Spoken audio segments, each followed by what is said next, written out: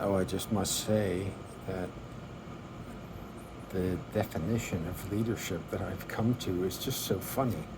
That instead of having the actual 1828 definition that leadership is the state or condition of a leader, to substitute, because I found the better word is ego, one's own ego. To say that leadership is the state or condition of one's own ego is just so brilliant. But I won't dwell on that too much. It's just this funny couple of thoughts once you start thinking that it's beyond the ego, and then you begin to consider the ways that we communicate some of these things having to do with one's identity.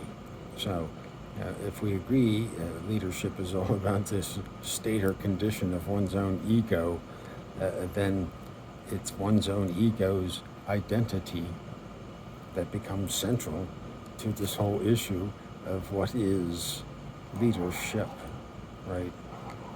Because one's own ego is that I am the leader. The very fact that there is a leader, he must be, or she must be, or that person must be the leader, because the second place, right?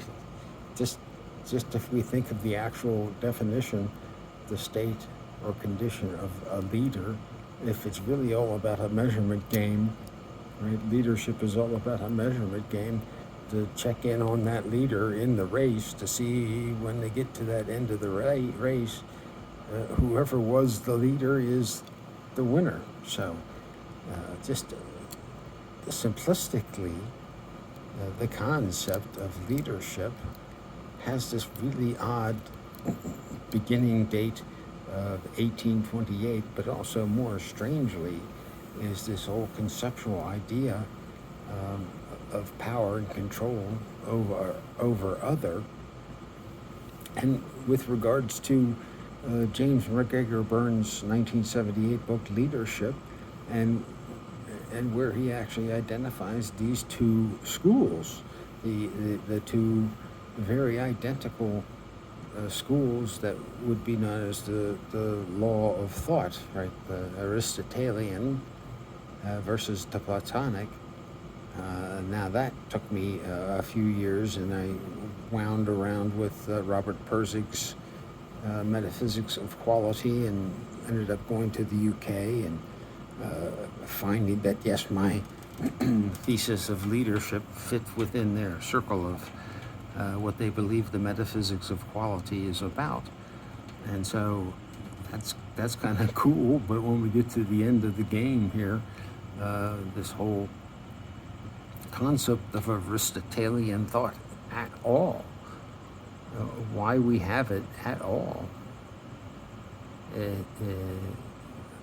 it's so funny, because I found a photograph of a cover of a book that I found that's a book about non-Aristotelian a world that was a non-A world, and that this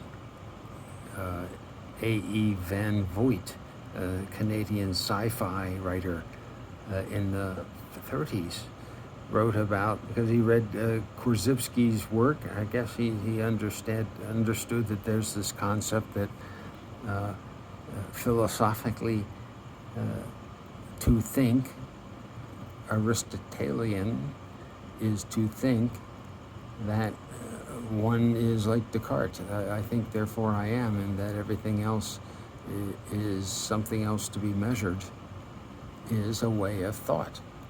And it only came to me only this past week or so that the only solution, like my red pen,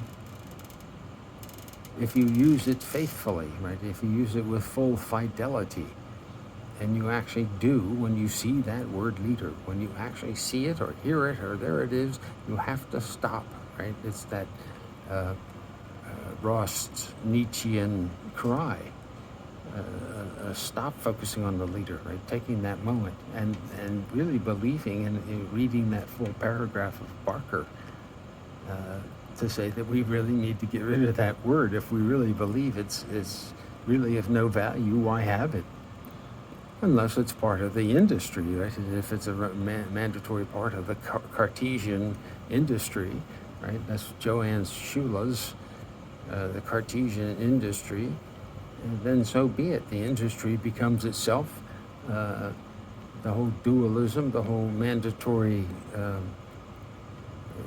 We must look at things from an empirical sense, that it's there, that it's really measurable, and that these. I think it gets back to the epistemological idea of what is measurable, right?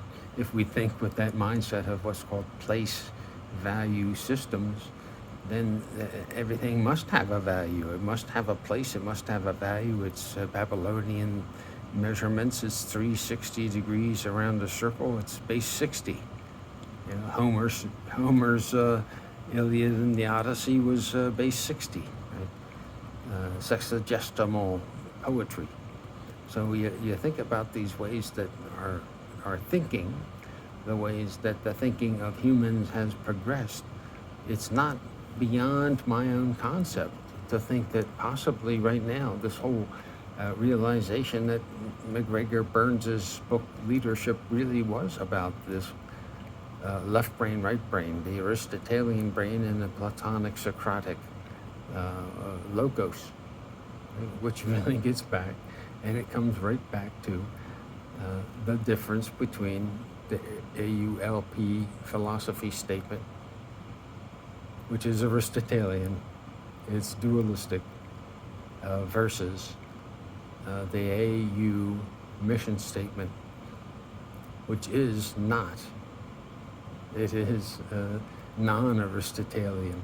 It is classically to the pattern, right, of exactly what Burns's whole transforming versus transactional leadership portends.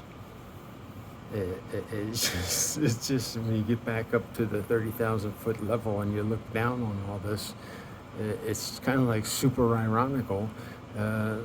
That's kind of what I wrote about in 1995 for Professor Rost. So good thoughts. Stick around for a while, I guess, and maybe I can actually glue together the words that then people can realize that what I've been writing about and what was in my IDP and my dissertation proposal, you know, the whole idea that there's is bifurcation of belief has really come down to this issue that we're in the middle of a psychosis, right? These two different ways of thinking are absolutely opposed to each other, yet they coexist. One can only be true. One can only be true. So there's the challenge. Kernsey out.